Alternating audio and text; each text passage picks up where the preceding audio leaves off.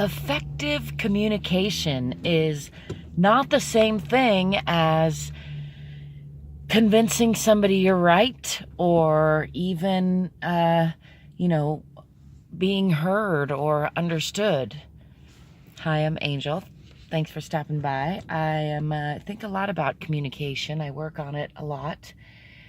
And this is a lesson that comes up for me often in my own personal lessons and in my experiences helping other people with their lessons, which is very often when we're communicating with people, when we think about communication, we think about how can I convince this person of my position, or how can I explain my position so that they'll understand it and then hopefully maybe think I'm right or agree with me.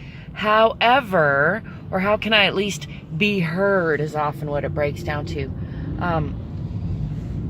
However, if you take it from a different position of what is the outcome I want from this communication, that can really change the way that you approach it and the way that you navigate the entire interaction. If you're able to do that, I've found that it's sometimes easier said than done. If you, like I, have developed not the best habits in communication at times, where I have broken down into just yelling or, really over-explaining, trying to convince someone of my position or help them understand where I'm coming from at the expense of a collaboration or a getting along or a pleasant time at the movies, for example, or something.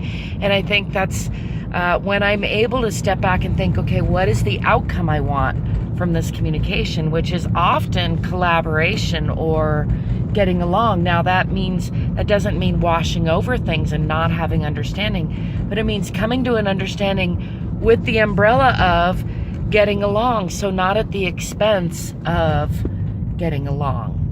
And I think that means it has to exclude screaming at each other.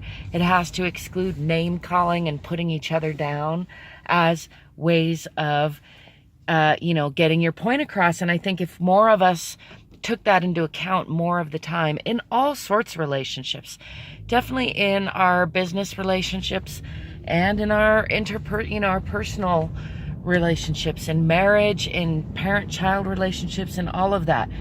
If we thought more about what's the outcome, so for example, with a parent-child relationship, parent to child, if you're trying to communicate something because you want a certain outcome, a certain behavior, then think about how you're communicating, and not just about what you want to communicate, but in how you can communicate it in a way that will effectively bring you the result that you're after. That is my 2 cents for right now. I'd love to know what you think of that. As always, you can connect to me through the links in the description. And until next time, I wish you peaceful conflict resolution, and don't forget to play every day.